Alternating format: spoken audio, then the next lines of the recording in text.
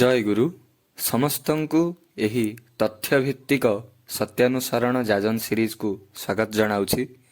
ପରମ ପ୍ରେମମୟ ଶ୍ରୀ ଶ୍ରୀ ଠାକୁରଙ୍କ ଶ୍ରୀହସ୍ତ ଲିଖିତ ସତ୍ୟାନୁସରଣ ଗ୍ରନ୍ଥର ବାଣୀ, ଯାହାକୁ ସତ୍ସଙ୍ଗ ଜଗତରେ ବେଦବେଦାନ୍ତର ନିର୍ଯାସ ଭାବରେ ଗ୍ରହଣ କରାଯାଏ।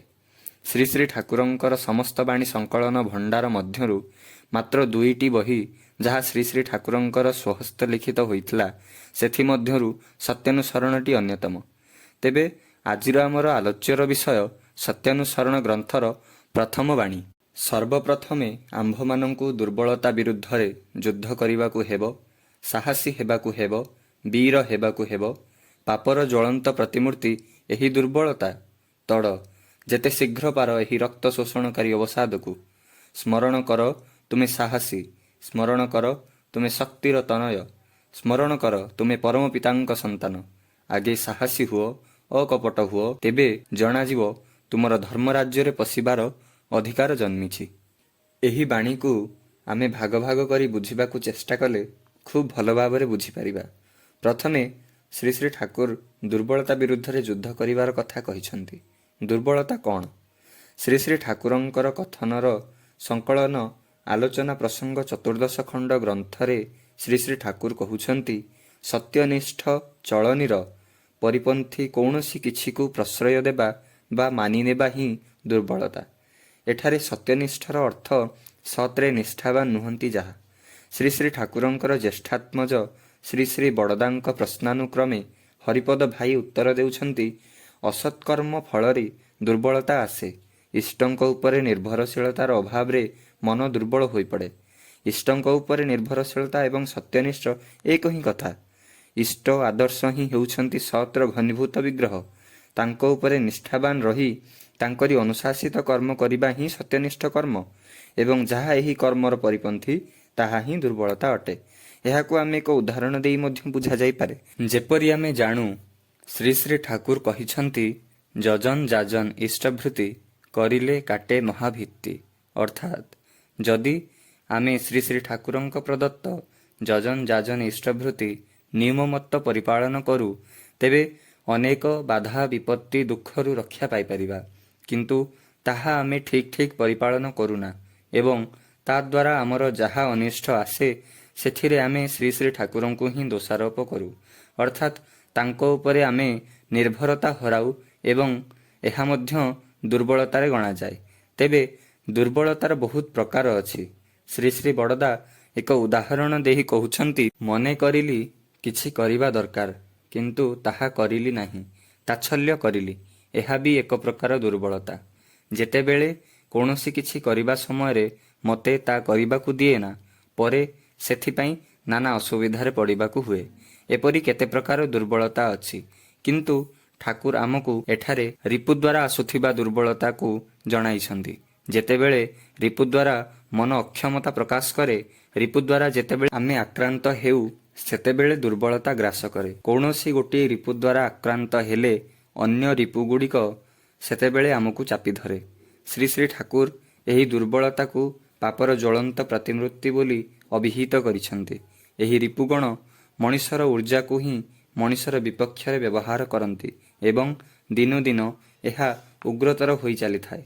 ଭଗବଦ୍ ଗୀତାର 3ୟ ଅଧ୍ୟାୟ 41 ନମ୍ବର ଶ୍ଲୋକରେ ଲୀଳାପୁରୁଷୋତ୍ତମ ଶ୍ରୀକୃଷ୍ଣ କହୁଛନ୍ତି, ତସ୍ମାତ୍ତୋମିନ୍ଦ୍ରିୟାଣ୍ୟାଦୌ ନିୟମ୍ୟ ଭରତର୍ଷଭଃ ପାପ୍ପାନାଂ ପ୍ରଜହିହେନଂ ଜ୍ଞାନ ବିଜ୍ଞାନ ନାଶନମ୍। ଲୀଳାପୁରୁଷୋତ୍ତମ ଶ୍ରୀକୃଷ୍ଣ ଭରତଙ୍କୁ ଏହି କଥା ହିଁ କହୁଛନ୍ତି ଯେ, ହେ ଭରତ ଶ୍ରେଷ୍ଠ, ସର୍ବପ୍ରଥମେ ତୁମେ ଇନ୍ଦ୍ରିୟମାନଙ୍କୁ ନିଜର ନିୟନ୍ତ୍ରଣାଧୀନ କର। କାମନା ରୂପୀ ଶତ୍ରୁକୁ ନାଶ କର, କାରଣ ତାହା ପାପର ଜ୍ୱଳନ୍ତ ପ୍ରତିମୂର୍ତ୍ତି ଅଟେ। ତେବେ ଏହି ଦୁର୍ବଳତାକୁ ନାଶ କରିହେବ କିପରି? ପରମ ପ୍ରେମମୟ ଶ୍ରୀ ଶ୍ରୀ ଠାକୁର ଏହାର ଉପାୟ ଦେଇ କହୁଛନ୍ତି, ସାହସୀ ହେବାକୁ ହେବ, ବୀର ହେବାକୁ ହେବ। ପରମ ପ୍ରେମମୟ ଶ୍ରୀ ଶ୍ରୀ ଠାକୁର ଆଜିର ଏହି କାତର କ୍ଷୁଦ୍ର ହୃଦୟ ସମ୍ପନ୍ନ ମାନବ ସମାଜକୁ ମନେ ପକାଇ ଦେଇ କହୁଛନ୍ତି, ସ୍ମରଣ କର ତୁମେ ସାହସୀ, ସ୍ମରଣ କର ତୁମେ ଶକ୍ତିର ତନୟ, ସ୍ମରଣ କର ତୁମେ ପରମ ପିତାଙ୍କ ସନ୍ତାନ। ଆଜିର ଏହି ପ୍ରଗତିମୁଖର ସମାଜରେ ସମସ୍ତେ ହିଁ ଭୌତିକ ରିପୁକୁ ଜୟ କରି ସୁଖ ଖୋଜି ଚାଲିଛନ୍ତି। କେହି ନିଜ ଭିତରର ଏହି ଦୁର୍ବିସହକାରୀ ରିପୁକୁ ଜୟ କରିବା ପାଇଁ ଉଦ୍ୟମରତ ନୁହନ୍ତି। ମଣିଷ ନିଜ ସ୍ୱରୂପକୁ ଭୁଲି ଭୌତିକତାର ଚାକଚକ୍ୟରେ ଖୁବ୍ ବ୍ୟସ୍ତ। ଏହି ଦୁର୍ବଳତାର ଅବସାନ ନିମନ୍ତେ ଶ୍ରୀ ଶ୍ରୀ ଠାକୁରଙ୍କର ଏକ ବାଣୀ ଉପସ୍ଥାପନ କରୁଛି। ତୁମର ଅନୁରକ୍ତି ଯେତେବେଳେ ସର୍ବୋତ୍ତ ଭାବରେ ତୁମର ଆଦର୍ଶଙ୍କଠାରେ ସାର୍ଥକ ହେବାର ଆକୁତିକୁ ଅବିରଳ ଭାବରେ ବହନ କରି କର୍ମ ନିପୁଣତାରେ ପର୍ଯ୍ୟବେସିତ ହେବ, ଦୁର୍ବଳତାର ଅବସାନ ତୁମର ସେହି ସମୟରୁ ହିଁ ଆରମ୍ଭ ହେବ। ଅର୍ଥ, ଆମର ଅନୁରକ୍ତି ଅର୍ଥାତ୍ ଭଲ ପାଇବା ଯେତେବେଳେ ସର୍ବୋତ୍ତ ଭାବରେ ଗୁରୁ ପୁରୁଷୋତ୍ତମଙ୍କଠାରେ ସାର୍ଥକ ହୋଇ ଅବିରଳ ଭାବରେ ବହନ କରି ଆମର କର୍ମ ନିପୁଣତାରେ ପର୍ଯ୍ୟବେସିତ ହେବ, ତାଙ୍କୁ ଭଲ ପାଇ ତାଙ୍କର ଅନୁଶାସିତ କର୍ମ ଯେତେବେଳେ ଆମେ କରିବା, ସେତେବେଳେ ହିଁ ଆମର ଦୁର୍ବଳତାର ଅବସନ୍ନତା ଆରମ୍ଭ ହେବ। ଆଦର୍ଶଙ୍କ ପ୍ରତି ଅଚ୍ୟୁତ ଭଲ ପାଇବା ରଖିବାକୁ ହେବ ଏବଂ ତାଙ୍କ ପ୍ରୀତ୍ୟାର୍ଥେ କର୍ମ କରିବାକୁ ହେବ ଏବଂ ତାଙ୍କରି ଅନୁଶାସିତ ପଥରୁ ବିଚ୍ୟୁତ ଯେପରି ଆମେ ନ ହୁଅନ୍ତି ତା ପ୍ରତି ଧ୍ୟାନ ଦେବାକୁ ହେବ। ଶ୍ରୀ ଶ୍ରୀ ଠାକୁରଙ୍କ ମତାଦର୍ଶ ଅନୁସାରେ ପ୍ରିୟ ପରମ ହିଁ ଯଦି ତୁମର ପ୍ରଭୁ ହୁଅନ୍ତି, ଆଉ ସେ ହିଁ ଯଦି ତୁମର ପ୍ରଭୁ ପ୍ରବୃତ୍ତି ହୁଅନ୍ତି, ତାଙ୍କୁ ପରିପୂରଣ କରିବା ହିଁ ଯଦି ତୁମର ସୌରତ ସମ୍ବେଗ ହୁଏ, ତାହେଲେ ତୁମେ ରକ୍ଷା ପାଇଗଲ। ଏହା ହିଁ ତାଙ୍କର ମତାଦର୍ଶ। ଶ୍ରୀ ଭଗବାନ ମଧ୍ୟ ଗୀତାରେ କହୁଛନ୍ତି, ତମେବ ଶରଣଂ ଗଚ୍ଛ ସର୍ବଭାବେନ ଭରତ। ଅର୍ଥାତ୍ ତୁମେ ସର୍ବୋତ୍ତ ଭାବରେ ମୋର ହିଁ ଶରଣାପନ୍ନ ହୁଅ। ଲୀଳା ପୁରୁଷୋତ୍ତମ ଶ୍ରୀକୃଷ୍ଣ ଭଗବତ ଗୀତାର 14ଶ ଅଧ୍ୟାୟର 7ମ ଶ୍ଲୋକରେ କହୁଛନ୍ତି, ଦୈବୀ ହେଇଷ୍ୟା ଗୁଣମୟୀ ମମ ମାୟା ଦୁରତ୍ୟୟା ମେ ମଜେ ପ୍ରପଦ୍ୟନ୍ତେ ମାୟା ମେତା ତରନ୍ତିତେ। ଭୂତ ପ୍ରକୃତିର ତ୍ରିଗୁଣ ଯୁକ୍ତ ମୋର ଏହି ଦୈବୀ ମାୟା ଶକ୍ତିକୁ ଅତିକ୍ରମ କରିବା ବଡ଼ ହିଁ କଠିନ, କିନ୍ତୁ ଯେଉଁମାନେ ମୋର ଶରଣରେ ଆସିଛନ୍ତି ସେମାନେ ଅତି ସହଜରେ ଏହାକୁ ଅତିକ୍ରମ କରିପାରନ୍ତି। ବାଣୀର ସର୍ବଶେଷରେ ପୁଣି ଶ୍ରୀ ଶ୍ରୀ ଠାକୁର ଏଠାରେ କହୁଛନ୍ତି ଧର୍ମ ରାଜ୍ୟରେ ପ୍ରବେଶ କରିବାର କଥା।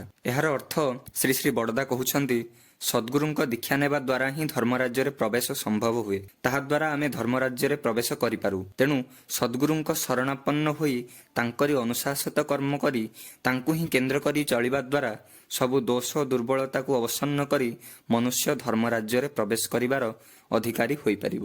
ସର୍ବଶେଷରେ ଆପଣ ସମସ୍ତଙ୍କର ମଙ୍ଗଳ କାମନା କରୁଛି ପ୍ରଭୁଙ୍କ ପଦାରବିନ୍ଦରେ।